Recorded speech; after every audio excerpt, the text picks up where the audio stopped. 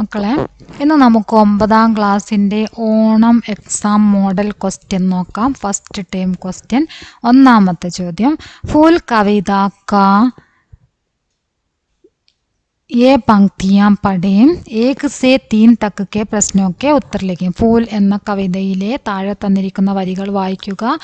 1, 2, 3 ചോദ്യങ്ങൾക്ക് ഉത്തരം ഈ കവിതയുടെ വരികളിൽ നിന്നും എഴുതുക. ഏതൊക്കെ ചോദ്യങ്ങൾക്ക് ഉത്തരമാണ് നമ്മൾ ഇതൊന്ന് എഴുതേണ്ടതെന്ന് ആദ്യം തന്നെ നിങ്ങൾ മാർക്ക് ചെയ്ത് വെക്കുക. ഒന്നാമത്തെ ചോദ്യത്തിന് ഉത്തരം എഴുതണം, രണ്ടാമത്തെ എഴുതണം, മൂന്നാമത്തെയും ചോദ്യത്തിൻ്റെ ഉത്തരം നമ്മൾ എഴുതേണ്ടത് ഈ കവിതയെ അടിസ്ഥാനമാക്കിയാണ് എന്ന് ആദ്യം തന്നെ മനസ്സിലാക്കി വെക്കുക. ഓക്കെ, അപ്പോൾ ഒന്നാമത്തെ ചോദ്യം, വഞ്ചിത് ഹോനാക്കെ ക്യാ താത്പര്യ ഹേ. വഞ്ചിത് ഹോന എന്നതിൽ താത്പര്യമാക്കുന്നത് എന്താണ്? അലഗ് ഹോന. അലഗ് ഹോന, അതാണ് കറക്റ്റ് ആയിട്ടുള്ളത്.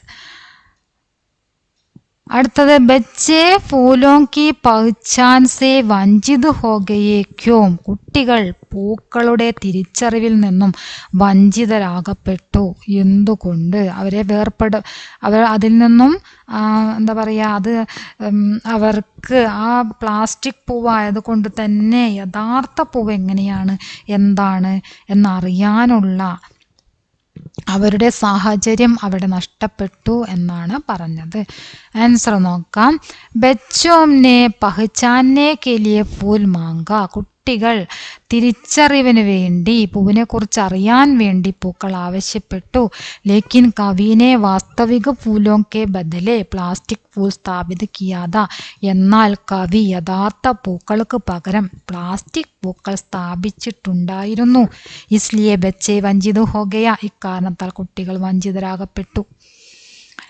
അടുത്ത ചോദ്യം നോക്കാം. പ്രകൃതി കാ കരോ സമ്മാൻ യഹി ഹേ ജീവൻ കാ മാൻ സന്ദേശ് ദേത്തെ ഹുയെ പോസ്റ്റർ തയ്യാർ കരീം എന്നാണ് പറഞ്ഞിരിക്കുന്നത്. അതിൽ സന്ദേശ് വാക്യം നിങ്ങൾക്ക് തന്നിട്ടുണ്ട്.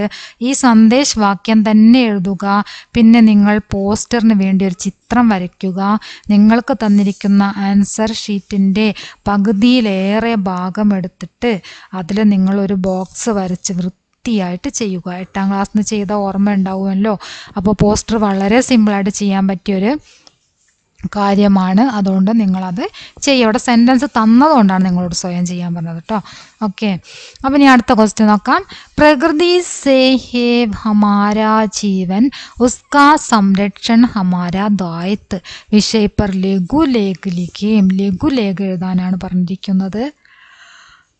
ലഘു നോക്കാം. പ്രകൃതിക്ക് രക്ഷ, ധർത്തിക്ക് സുരക്ഷ. അതല്ലെങ്കിൽ നമുക്കിവിടെ തന്നിരിക്കുന്ന അതേ ഇത് തന്നെ നമുക്ക് ഹെഡിങ് ആയിട്ട് കൊടുക്കാം. പ്രകൃതി സേ ഹേ ഹമാരാ ജീവൻ സ്കാ സംരക്ഷൺ ഹമാരാ ദായിത്ത്. അപ്പോൾ നമുക്കതിൽ പ്രകൃതി കാ സംരക്ഷൺ ഹമാരാ ദായിത്ത് അങ്ങനെ കൊടുക്കാം. ഈ തന്നിരിക്കുന്ന സെൻറ്റൻസും നിങ്ങൾക്ക് ഈ പോസ്റ്ററിലേക്ക് എടുക്കാം. പ്രകൃതി കാ സംരക്ഷൺ ഹമാരാ ദായിത്ത്, പ്രകൃതി സേ ഹേ ഹമാരാ ജീവൻ. ഇതും നിങ്ങൾക്ക് പോസ്റ്റർ ഉണ്ടാക്കുന്ന സമയത്ത് അതിലേക്ക് എഴുതി കൊടുക്കാം. ഇത് പോസ്റ്ററിലേക്ക് പറ്റിയ വചനമാണ്. ഓക്കെ, അപ്പോൾ നമുക്ക് ലഘു നോക്കാം. ആദ്യം തന്നെ ലഘുലേഖന് നിങ്ങൾ സൈഡ് ഹെഡിങ് കൊടുക്കണം. ഒരു ഹെഡിങ് കൊടുക്കുക നിർബന്ധമാണ്. അവിടെ നിങ്ങൾക്ക് തന്നിരിക്കും ഇന്ന വിഷയത്തിനെ കുറിച്ച് എഴുതുക എന്ന്. അപ്പോൾ ആ വിഷയം നമ്മൾ അവിടെ കൊടുക്കുക. അതിനുശേഷം ഒരു 5-6 ലൈനായിട്ട് നിങ്ങൾ ഒരു വിവരണം തയ്യാറാക്കാം. പ്രകൃതി ഹമാരെ ലിയെ സബ് കുച്ച് ദേത്തി ഹെ. പ്രകൃതി നമുക്ക് വേണ്ട എല്ലാം നൽകുന്നു.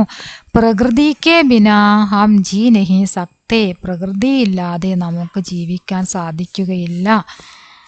പ്രകൃതിക്ക് രക്ഷ ഹർ ഏക് കാ ദായിത്വ ഹേ. പ്രകൃതിയുടെ രക്ഷ നമ്മുടെ എല്ലാവരുടെയും ഉത്തരവാദിത്വമാണ്. ദായിത്വ എന്നുണ്ടത് ഇത് നമ്മൾ പ്രിൻ്റ് ചെയ്യണ സമയത്ത് വന്ന വ്യത്യാസമാണ്. ദാബിന്യു എന്നൊക്കെയാണ് അവിടെ വന്നത്. ദായിത്വ എന്ന് എഴുതാറില്ല നിങ്ങൾക്ക്. ഉത്തരവാദിത്വം നമ്മൾ പഠിച്ചതാണല്ലോ. രക്ഷാക്ക ദായിത്വ ഹേ.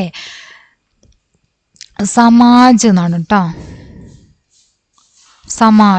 समाज की उन्नति से देश का विकास भी हो जाएगा. സമൂഹത്തിൻ്റെ ഉന്നതിയിലൂടെ ദേശത്തിന് വികാസം ഉണ്ടാകുന്നു.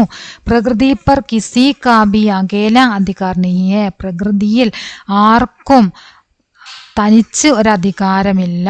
പ്രകൃതി സബ്കി ഹെ, പ്രകൃതി എല്ലാവരുടേതുമാണ്. പ്രകൃതിയിൽ ആർക്കും സ്വന്തമായിട്ടൊരധികാരവുമില്ല. പ്രകൃതി എല്ലാവരുടേതുമാണ് എന്നാണ് ലഘുലേഖയിൽ നമ്മൾ എഴുതിയിരിക്കുന്നത്. മനസ്സിലായല്ലോ? അപ്പം ഇനി നമുക്ക് അടുത്ത ക്വസ്റ്റ്യൻ നോക്കാം. ജബ് ഗാന്ധിജി കി ഗഡി ചോരി ചലി ഗയി എന്ന ലേഖനത്തിന്റെ ഭാഗമാണ് തന്നിരിക്കുന്നത്. അത് നോക്കിയിട്ട് 4, 5, 6 ചോദ്യങ്ങൾക്ക് ഉത്തരമാണ് നമ്മൾ എഴുതേണ്ടത്. ഏതൊക്കെ ചോദ്യങ്ങൾക്ക് ഉത്തരമാണ്? 4, 5, 6 ഇത്രയും ചോദ്യങ്ങൾക്കുള്ള ആൻസർ ഈ 2 എന്താ ഗാന്ധിജിന്റെ ഓർ ക്വസ്റ്റ്യൻ ഉണ്ടല്ലോ, ഏതെങ്കിലും ഒന്ന് എഴുതിയാൽ മതി.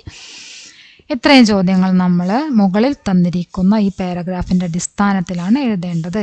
പാരഗ്രാഫ് വായിച്ചു നോക്കാം. ഗാന്ധിജി ബോലെ, मैम आ रहा था तो रास्ते में रेलगाड़ी में किसी ने मेरी गड्डी चुरा ली. वह बहुत पुरानी गड्डी थी और मुझे बहुत प्यारी थी.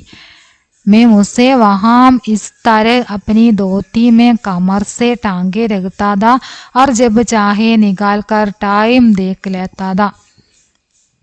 ഗാന്ധിജി പറഞ്ഞു, ഞാൻ വരികയായിരുന്നു. വഴിയിൽ റെയിൽഗാഡിയിൽ എൻ്റെ വാച്ച് ആരോ മോഷ്ടിച്ചു. അത് വളരെ പഴയ വാച്ചായിരുന്നു. എനിക്ക് വളരെ ഇഷ്ടപ്പെട്ടതായിരുന്നു. ഉസേ യഹാ വിസ്തര, അത് ഞാൻ ഇവിടെ ഇപ്രകാരം എൻ്റെ മുണ്ടിൽ അരക്കെട്ടിൽ തൂക്കിയിടുകയായിരുന്നു. എനിക്ക് ആവശ്യമുള്ളപ്പോഴൊക്കെ സമയം നോക്കുമായിരുന്നു, എത്ര സമയം നോക്കുമായിരുന്നു എന്നൊക്കെ ആണ് ഇതിൽ പറഞ്ഞിരിക്കുന്നത്. അപ്പം നമുക്ക് ക്വസ്റ്റ്യൻ നോക്കാം. ഗാന്ധിജി കിസ്സേ മിൽനെ ആയത്. ഗാന്ധിജി ആരെ കാണാനാണ് വന്നത്? ആരെ കാണാനാണ്? വൈസ്രോയിസെ. ആരെ കാണാനാണ്? വൈസ്രോയിയെ കാണാനാണ് വന്നത്. അടുത്ത ക്വസ്റ്റ്യൻ, യഹ് വാക്യ പഠേം और അനുബന്ധ പ്രശ്നമൊക്കെ ഉത്തരലിയെ. താഴെ തന്നിരിക്കുന്ന സെന്റൻസ് വായിക്കുക. യഹ് വാക്യ പഠേം എന്ന് പറഞ്ഞാൽ ഈ സെന്റൻസ് വായിക്കുക, താഴെയുള്ള സെന്റൻസ് വായിക്കുക. അനുബന്ധ പ്രശ്നമൊക്കെ ഉത്തരലികയും, എന്നിട്ട് അതിനോട് ചേർന്നിട്ടുള്ള അതുമായിട്ട് ബന്ധപ്പെട്ടുള്ള ചോദ്യങ്ങൾ താഴെയുണ്ട്. അതിന് ആൻസർ എഴുതാനാണ് പറഞ്ഞത്. അപ്പം നമുക്ക് വായിച്ചു നോക്കാം. യഹ് ബഹുത്ത് പുരാനി ഗഡി തി, ഇത് വളരെ പഴയ വാച്ചായിരുന്നു. और मुझे बहुत प्यारी थी, അതെനിക്ക് വളരെ ഇഷ്ടമായിരുന്നു. ഇത്തവണത്തെ ക്വസ്റ്റ്യൻ എന്ന് പറയുന്നത് മക്കളെ, ക്വസ്റ്റ്യൻ വായിച്ചിട്ട് മീനിങ് മനസ്സിലാക്കി ചെയ്യാനുള്ള ക്വസ്റ്റ്യൻ ആണ് കൂടുതലും നിങ്ങൾക്ക് ഉണ്ടാവുക. ഓക്കെ, അപ്പം ഇതുപോലെയുള്ള ക്വസ്റ്റ്യനൊക്കെ ഒന്നുകൂടെ ഞാൻ വായിച്ചു തരാം.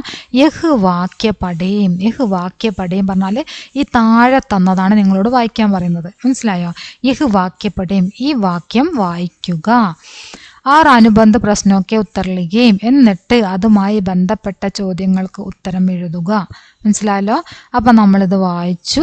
ഇനി ഇസ് വാക്യസെ വിശേഷൺ ശബ്ദ ടൂണ്ട് കർ ലിഗേം. മുകളിലുള്ള സെന്റൻസ് ആണല്ലോ നമ്മളോട് വായിക്കാൻ പറഞ്ഞത്. അപ്പൊ ഈ മുകളിലുള്ള സെന്റൻസ് വായിച്ചിട്ട് ഇതിൽ നിന്നും വിശേഷൺ ശബ്ദം എഴുതാനാണ് പറഞ്ഞത്. വിശേഷൺ ശബ്ദ ടൂണ്ടുക്കർ ലിഖേം. ഈ മുകളിലുള്ള സെന്റൻസ് വായിച്ചിട്ട് അതിൽ വിശേഷൺ ശബ്ദം ഉണ്ട്, അത് നമ്മളോട് തിരഞ്ഞെടുത്ത് എഴുതാൻ. ബഹ് ബഹുത്ത് പുരാനി ഗഡി ദി. അപ്പൊ ഗഡീനെ എങ്ങനെയാണ് ഇവിടെ വിശേഷിപ്പിച്ചത്? പുരാനി എന്ന് വിശേഷിപ്പിച്ചിരിക്കുന്നു അല്ലെ. പുരാനി, ബഹുത്ത് പുരാനി, വളരെ പഴയ, വളരെ പഴക്കമുള്ള. ബഹുത്ത് പുരാനി എന്നാണ് നമ്മൾ ഇവിടെ നിന്നും കണ്ടെത്തിയ വിശേഷൺ ശബ്ദ്. ഓക്കെ, എന്താണ് വിശേഷൺ ശബ്ദ്? ബഹുത്ത് പുരാനി. മുജേ മേ നിഹിത സർവനാം കോൻസാഹി. അടുത്തത് മുജേ എന്നതിൽ അടങ്ങിയിരിക്കുന്ന സർവനാം ഏതാണ്? അതാണ് ചോദ്യം. എന്താണ്? മേം ആണ് മുജേ എന്നതിൽ അടങ്ങിയിരിക്കുന്ന സർവനാം. മേം, മുജേ, മുജുക്കോ എന്നതിലൊക്കെ മേമാണ്. മേം പ്ലസ് കോ, മുജുക്കോ അല്ലെങ്കിൽ മുജേ, മേം. ഓക്കെ. गांधी की प्रिय घड़ी चोरी चली गई, इस पर समाचार पत्र में आई रबड़ कल्पना करके लिखे. ഗാന്ധിജിയുടെ പ്രിയപ്പെട്ട വാച്ച് മോഷണം പോയി. ഈ കാര്യം ന്യൂസായിട്ട് പത്രവാർത്തയായിട്ട് വരുന്നു.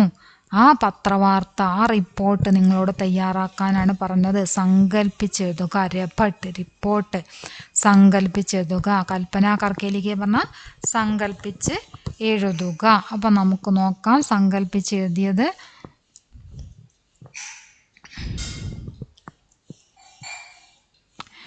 ഗാന്ധിജിക്ക് ഗഡി ചോരി ചലി ഗയി. നമ്മൾ റിപ്പോർട്ട് എഴുതുന്ന സമയത്ത്, രബട്ട് എഴുതുന്ന സമയത്ത് അതിനൊരു സൈഡ് ഹെഡിങ് കൊടുക്കണം. ഗാന്ധിജിയുടെ വാച്ച് മോഷണം പോയി എന്ന് നമ്മൾ ഹെഡിങ് കൊടുത്തു. പിന്നെ സ്ഥലത്തിൻ്റെ പേരും കൊടുക്കണം. ഇത് രണ്ടും നിർബന്ധമാണ്.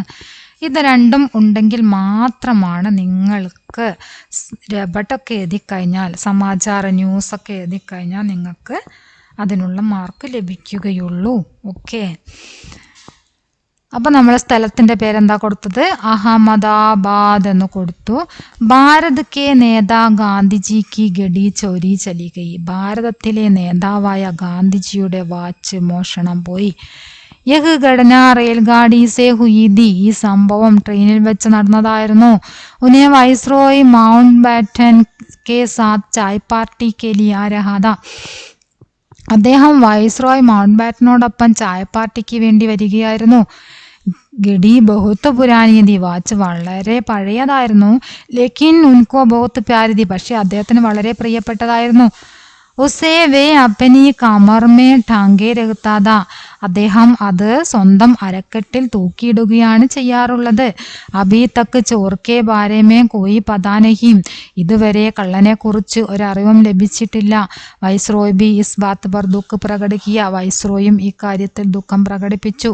സബി ഗഡി കി തലാശ് മേ ഹെ. എല്ലാവരും ആ വാച്ചിന്റെ അന്വേഷണത്തിലാണ്. ഓക്കെ, അതാണ് നമ്മളിവിടെ എഴുതിയിരിക്കുന്ന പത്രവാർത്ത.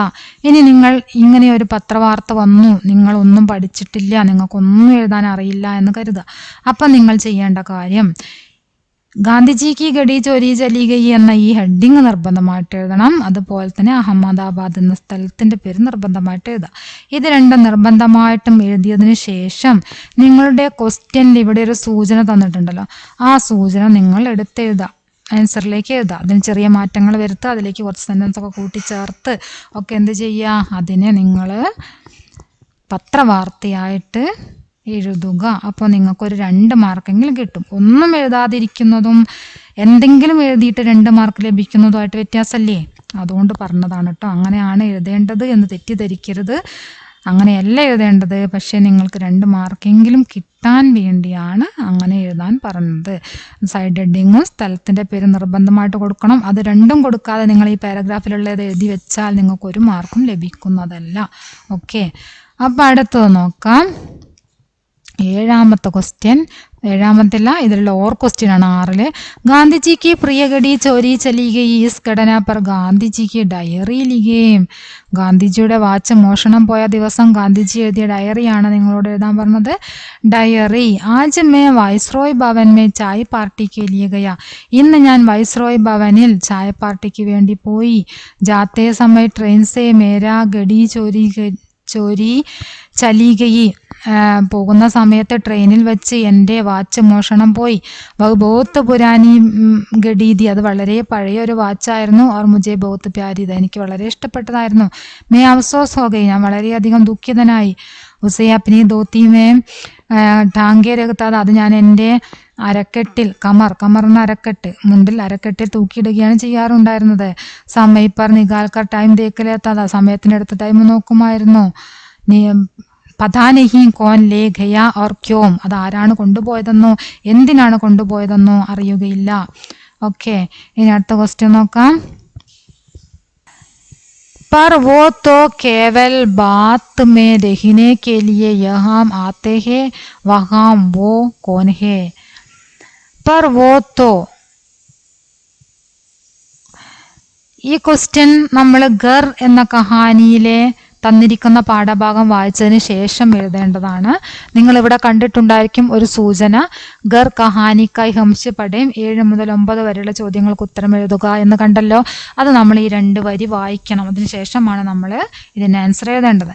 क्या तुम उनकी बात कर रही हो जो शरीर पर से एक तरह के कपड़े उतार कर दूसरी तरह के कपड़े पहनते रहते हैं, पर वो तो केवल रात में रहने के लिए यहाँ आते हैं, उसमें भी ज़्यादातर समय सोए रहते हैं. क्वेश्चन നോക്കാം. पर वो तो केवल रात में रहने के लिए यहाँ आते हैं, पर यहाँ वो कौन है? പക്ഷേ അയാൾ കേവലം രാത്രിയിൽ തങ്ങാൻ വേണ്ടി മാത്രമാണ് ഇവിടെ വരുന്നത് എന്ന് പറഞ്ഞു. അപ്പൊ അയാൾ ആരാണ്? വോ ആരാണ് എന്നാണ് ചോദ്യം. ആരാണ്? ഫർഹാദാണ് രാത്രിയിൽ മാത്രം അവിടെ വരുന്നത് അല്ലേ.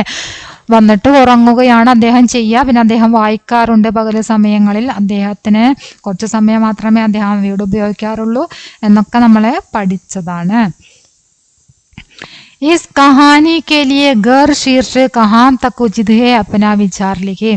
ഈ കഥയ്ക്ക് ഗർ എന്ന ശീർഷകം എത്രമാത്രം ഉചിതമാണ് എന്ന നിങ്ങളുടെ അഭിപ്രായം എഴുതുക. അത് ഞാൻ എഴുതിയിട്ടില്ല, പറഞ്ഞു തരാം. ഗർ എന്ന ശീർഷകം എത്രമാത്രം ഉപകാരമാണ് എന്ന് എത്രമാത്രം ഉചിതമാണ് എന്ന് ചോദിച്ചു കഴിഞ്ഞാൽ ഗർ പ്രകൃതി സബ്കാ ഗർ ഹേ എന്ന് പറയാം. പ്രകൃതി എല്ലാവരുടെയും വീടാണ്. പ്രകൃതി സബ്കാ ഗർ ഹേ. യഹാ ഫർഹാദ് കാ ഗർ ഭി സബി ജീവജന്തുവോं കാ ഹേ. ഇവിടെ ഫർഹാദിന്റെ വീട് എങ്ങനെയാണ്? എല്ലാവർക്കും ഉള്ളതാണ്. എല്ലാ ജീവജാലങ്ങൾക്കും ഉള്ള വീടാണ് ഫർഹാദിന്റെ വീട്. എല്ലാവരും അവിടെ താമസിക്കുന്നുണ്ട് അല്ലെ.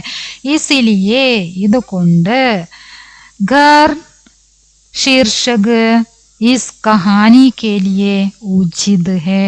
ഓക്കെ, ഗർ എന്ന ശീർഷക് ഈ കഹാനിക്ക് ഉചിതമാണ് എന്നാണ് പറഞ്ഞിരിക്കുന്നത്. ഞാൻ പറഞ്ഞത് കേട്ടിട്ട് നിങ്ങൾ എഴുതിയെടുക്കുക.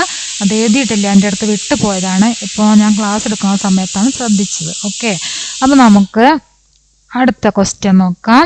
ഇസ് കഹാനി കെ ലിയേ ഗർ ശീർഷക നമ്മൾ പറഞ്ഞു. ഇനി അടുത്ത സങ്കേതോं की सहायता से फरहाद की चरित्र विशेषताओं पर टिप्पणी लिखे. ഇവിടെ തന്നിരിക്കുന്ന സൂചന അനുസരിച്ച് ഫർഹാദിന്റെ ചരിത്ര പർ ടിപ്പണിയാണ് ഇനി നമ്മൾ എഴുതേണ്ടത്.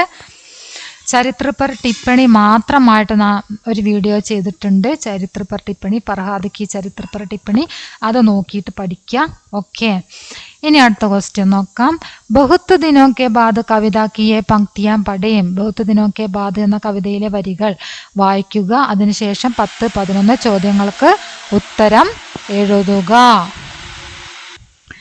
बहुत दिनों के बाद अब की मैं जी भर देखी पक्की सुनहली फसलों की मुस्कान. बहुत दिनों के बाद अब की मैं जी भर सुन पाया दान कूटती किशोरियों की कोगिल कंडी तान. बहुत दिनों के बाद. यह आशय वाली पंक्तियां कवितांश से चुनकर लिखी. താഴെ തന്നിരിക്കുന്നതാണ് ആശയം. ഇങ്ങനെ ഒരു ക്വസ്റ്റ്യൻ തരുമ്പോൾ നിങ്ങൾ ശ്രദ്ധിക്കണം, അതിൻ്റെ താഴെയാണ് ആ ആശയം ഉണ്ടായിരിക്കുക. ഇവിടെ നിങ്ങൾക്ക് മനസ്സിലാവുന്ന രീതിയിൽ വലുതായി എഴുതി കറപ്പിച്ചൊക്കെ വെച്ചിട്ടുണ്ട്. പക്ഷേ ക്വസ്റ്റ്യൻ നിങ്ങൾക്ക് എക്സാം എഴുതാൻ സമയത്ത്, ക്വസ്റ്റ്യൻ കിട്ടുന്ന സമയത്ത് ഇതുപോലെ ഉണ്ടാവണമെന്നില്ല. ഇതേവരെ ഇങ്ങനെ ഉണ്ടായിരുന്നില്ല. ഇങ്ങനെ നിങ്ങൾക്ക് ശ്രദ്ധയിൽപ്പെടുന്ന രീതിയിൽ ചെയ്യാറുണ്ടായിരുന്നില്ല. ഓക്കെ, അപ്പം നിങ്ങളുടെ ക്വസ്റ്റ്യനിൽ എങ്ങനെയുണ്ടാവുക? ഈ എഴുതിയിരിക്കുന്ന ഒരു സെൻറ്റൻസ് ഉണ്ടല്ലോ, അതേ ലെവലിൽ തന്നെ അതിന് താഴെ ഒരു സെൻറ്റൻസ് ഉണ്ടായിരിക്കും. അതാണ് ആ കവിതയുടെ ആശയം. ആ ആശയം വായിക്കുക, എന്നിട്ട് അതേ അർത്ഥത്തിലുള്ള വരി നമ്മൾ കവിതയിൽ നിന്നും കണ്ടെത്തുക. കവി മെഹനത്തി ഗ്രാമീൺ ബാലികാവോं की मधुर गीत सुन पाया. കവി പരിശ്രമശാലികളായിട്ടുള്ള ഗ്രാമീണ ബാലികമാരുടെ മധുരഗീതം കേട്ടു എന്നാണ് പറഞ്ഞത്. അതിൻ്റെ ആൻസർ ദാ അബിക്കി മേം ജി ബർ സുൻ പായ ദാൻ കൂട്ടത്തി കിശോരിയോं की കോഗിൽ കണ്ടി താൻ. ഓക്കെ, ഇനി അടുത്തത് വാക്യ വിസ്താറാണ്. നമ്മൾ 8ാം ക്ലാസ്സിൽ നിന്ന് പഠിച്ചിട്ടുണ്ട് വാക്യ പിരമിഡ്. പഠിച്ചിട്ടില്ലേ വാക്യ പിരമിഡ്? അത് തന്നെയാണ് ഇവിടെ. വാക്യ വിസ്താർ എന്ന പേരിൽ മാറ്റം വന്നു എന്ന് മാത്രം.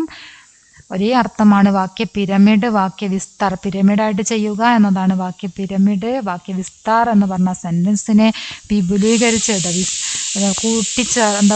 വിപുലീകരിക്കുക. സെൻറ്റൻസ് ഓരോ സെൻറ്റൻസ് ഇങ്ങനെ എഴുതുന്ന സമയത്തും വലിയ വലിയ സെൻറ്റൻസ് ആയിട്ട് ഇങ്ങനെ മാറ്റി എഴുതാം. അതന്നെ.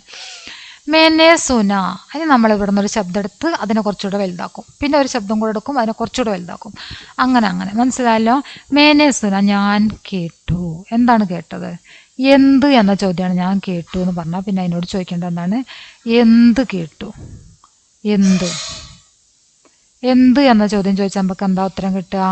എന്തെന്ന് ചോദിച്ചു കഴിഞ്ഞാൽ ഗീത്, പാട്ട് കേട്ടു. അപ്പം മേനെ ഗീത് സുന, എന്ത് കേട്ടു? പാട്ട് കേട്ടു. ആരുടെ പാട്ട്? കിശോരിയോങ്ക. അപ്പം മേനെ കിശോരിയോം കാ ഗീത് സുന. ആരുടെ പാട്ടാ കേട്ടത്? കിശോരിയോം കാ ഗീത്, ബാലികമാരുടെ പാട്ട് കേട്ടു. എപ്പോൾ, എപ്പോൾ, പിന്നീട് നമ്മൾ ചോദിക്കേണ്ടതാണ് എപ്പോൾ എന്നാണ്. എപ്പോഴാണ് കേട്ടത്? ബഹുത്ത് ദിനോ കെ ബാദ്, ബഹുത്ത് ദിനോ കെ ബാദ്. അപ്പൊ നമുക്ക് ആൻസറിൽ എങ്ങനെ എഴുതാം? ബഹുത്ത് ദിനോ കെ, മേംനെ ബഹുത്ത് ദിനോ കെ ബാദ് കിശോരിയോം കാ ഗീത് സുന അല്ലേ? ആൻസർ ചെയ്ത് കാണിക്കാം. മേംനെ സുന, मैंने गीत सुना, मैंने किशोरियों का गीत सुना, मैंने बहुत दिनों के बाद किशोरियों का गीत सुना. ഓക്കെ, ഇനി 13ാമത്തെ ക്വസ്റ്റ്യൻ ആണ്. 12, 13 ചോദ്യങ്ങൾ നമ്മൾ ഇവിടെയുള്ള ചട്പട് നടുക്കട് കഹാനിയിലെ തന്നിരിക്കുന്ന ഭാഗം വായിച്ചതിന് ശേഷം എഴുതേണ്ട ചോദ്യമാണ്. നമുക്ക് ഈ തന്നിരിക്കുന്ന ഭാഗം ഒന്ന് വായിച്ചു നോക്കാം. चटपट परेशान हो जाता और घर लौटकर माम से शिकायत करता, माम बेटा बहुत परेशान, माम छोटा बहुत परेशान करता है, छोटा है ना, माँ मुस्कुरा देती, और बड़े को तो छोटे का ध्यान रखना पड़ता है. അത്രയും ഭാഗം നിങ്ങൾക്ക് ഇവിടെ 12, 13 ചോദ്യങ്ങൾക്ക് ഉത്തരം എഴുതാൻ വേണ്ടിയിട്ട് സഹായകമായിട്ടുള്ള സെന്റൻസ് ആണ്. 12ാമത്തെ ചോദ്യം നോക്കാം. സഹി വാക്യ ചുൻകർ ലിയെ, ശരിയായിട്ടുള്ള സെന്റൻസ് എടുത്ത് എഴുതാനാണ് പറഞ്ഞത്. മാം മുസ്കരാ രഹി ഹേ, ഇതാണ് ശരിയായിട്ടുള്ള സെന്റൻസ്. മാം മുസ്കരാ രഹാ ഹേ എന്നുണ്ട്, മാം മുസ്കരാ രഹേ ഹേ എന്നുണ്ട്, മാം മുസ്കരാ രഹി ഹൂം എന്നുണ്ട്. മാമാണ്, മെയം വരുമ്പോഴാണ് ഹൂം വരിക അല്ലേ? അപ്പം അതും തെറ്റാണ്. മാ മുസ്കരാ രഹി ഹേ എന്നാണ് കറക്റ്റ് ആയിട്ടുള്ള ആൻസർ. അടുത്തത്, ഉപയുക്ത പ്രസംഗ പർ മാം ഓർ ചട്പടി കി ബാത്ചീത്. മുകളിൽ തന്നിരിക്കുന്ന പ്രസംഗം ഉണ്ടല്ലോ, അത് വായിച്ചിട്ട് നിങ്ങൾ എന്ത് ചെയ്യണം? ചട്പടും അമ്മയും തമ്മിലുള്ള ബാത്ചീത് തയ്യാറാക്കണം.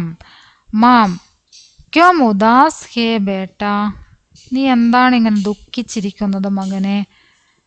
ചട്പട് മാം ചോട്ടാ ബഹുത്ത് പരേശാൻ കർത്താ ഹേ, ചട്പട് പറയണേ അമ്മേ ചെറുത് വല്ലാതെ എന്നെ വിഷമിപ്പിക്കുന്നു. ഉസ്നെ ക്യാ കിയാ, അവൻ എന്തു ചെയ്തു? ചട്പട് രാസ്തേമേ കൈ ശരാരത്തേം കർത്തി ഹേ, അവൻ വഴിയിൽ പല വികൃതികളും ചെയ്യുന്നുണ്ട്. മാം ബേട്ടാ വഹ് ചോട്ടാ ഹേന, മോനെ അവൻ ചെറുതല്ലേ. ചട്പട് ലേക്കിൻ മാം, പക്ഷേ അമ്മേ, യഹ് സച്മുച്ച് നടുക്കട് ബനാ ജാ രഹാ ഹേ, ബൻതാ ജാ രഹാ ഹേ, പക്ഷേ അമ്മേ അവൻ, വഹ് സച്മുച്ച് പക്ഷേ അവൻ യഥാർത്ഥത്തിൽ, നടുക്കട് ബൻതാ ജാ രഹാ ഹേ അവൻ യഥാർത്ഥത്തിൽ വികൃതിയായിക്കൊണ്ടിരിക്കുകയാണ്.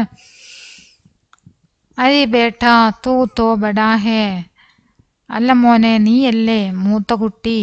ചോട്ടെ ബായി കാ ധ്യാൻ രഖ്നാ ഹേ, ചെറിയ സഹോദരനെ നീ ശ്രദ്ധിക്കണം എന്ന് അമ്മ പറയുന്നു. ടീക്ക് ഹേ മാം, ചട്പട പറയാണ് ശരി അമ്മേ എന്ന് പറഞ്ഞിട്ട് ചട്പട് അനുസരിക്കുന്നു. ഓക്കെ, ഇനി അടുത്ത ക്വസ്റ്റ്യൻ. ജബ് ഗാന്ധിജിക്ക് ഗഡി ചോരി ചലി ഗയി എന്ന ഭാഗത്തു നിന്നാണ് 14, 15 ചോദ്യങ്ങൾക്ക് ഉത്തരം എഴുതേണ്ടത്. ഗാന്ധിജി അപ്പനി ധോത്തി സെ അച്ചി തര ബദൻ ലപേട്ട് ഉസ് കമരെ മേം കുർസി इस कमरे में अपनी कुर्सी पर सिकुट सिमट बैठ गए और कुनमुनाने लगे. लॉर्ड माउंटबेटन अपने उसने बड़ी बड़ी राजनीति की बातें कर रहे थे और गांधी जी बड़े अनमनापन से हुम किए जा रहा दे. നോക്കാം ക്വസ്റ്റ്യൻ. ഉദാസി ശബ്ദ കാ സമാനാർത്ഥി ശബ്ദ ഖണ്ഡ് സെ ചുൻകർ ലിഖിയ എന്നാണ്. ഉദാസി എന്ന ശബ്ദത്തിന്റെ സമാനാർത്ഥമുള്ള ശബ്ദം ഈ പാരഗ്രാഫിൽ നിന്നും തിരഞ്ഞെടുത്ത് എഴുതുക. ഉദാസി എന്ന് പറഞ്ഞാൽ ദുഃഖം അല്ലേ? അത് അന്മനേപ്പനാണ് ഉദാസി. ഇവിടെ അണ്ടർലൈൻ ചെയ്തിട്ടുണ്ട്, അന്മനേപ്പൻ ഉദാസി. ഇനി അടുത്തത്, പഹ്ചാൻ ലിഖേ ഓർ കോൻസാ ക്രം സഹി ഹേ. അതിന് മുമ്പ് ഒരു ക്വസ്റ്റ്യൻ ഉണ്ട്. കുൻമുനാനെ ലഗെ എന്നതിന്റെ അർത്ഥം എന്താണെന്നാണ് ചോദ്യം. ഹൽക്ക വിരോധ് പ്രകട് കർണ. കുൻമുനാനെ ലഗിയ പറഞ്ഞാൽ ഹൽക്ക വിരോധ് പ്രകട് കർണ. നിങ്ങൾക്ക് ഈ ചാപ്റ്ററിൽ മീനിങ്ങിൻ്റെ ഭാഗത്ത് നോക്കുക, അവിടെ ഉണ്ടായിരിക്കും ഇതിൻ്റെ ആൻസർ. ഈ രണ്ടെണ്ണത്തിൻ്റെ ആൻസർ അവിടെ ഉണ്ടായിരിക്കും. കുൻമുനാനെ ലഗിയ പറഞ്ഞാൽ എന്താണ്? ഹൽക്ക വിരോധ് പ്രകട് കർണ. അടുത്തത് പഹ്ചാൻ കർ ലിഖിയ കി കോൻസ ക്രമ സഹി ഹെ. തിരിച്ചറിഞ്ഞെഴുതൂ ഏത് ക്രമമാണ് ശരിയെന്ന് തിരിച്ചറിയാൻ വേണ്ടിയാണ് പറഞ്ഞത്. ബക്കരി കെ ദൂത് സേ ബനാ ദഹി. ഗാന്ധിജി കാ നാസ്ത അതല്ലേ, ആട്ടിൻപാല് കൊണ്ടുണ്ടാക്കിയ നെയ്യ് അദ്ദേഹത്തിന് പ്രഭാത ഭക്ഷണം. അതുപോലെ തന്നെ മൗണ്ട് ബാറ്റൻ കോ ചായ് പാർട്ടി കാ സിമ്മ ദിയ. ചായ് പാർട്ടിയുടെ ഉത്തരവാദിത്തം മുഴുവനും മൗണ്ട് ബാറ്റൻ ആർക്ക് കൊടുത്തു? ശ്രീമതി മൗണ്ട് ബാറ്റന് കൊടുത്തു അല്ലേ. ഗാന്ധിജി കെ ലിയേ റൂം കൂളർ ചലാ ദിയ.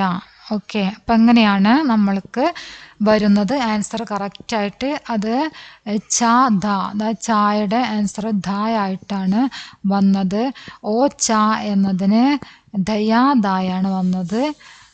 ഝ പിന്നെ ത.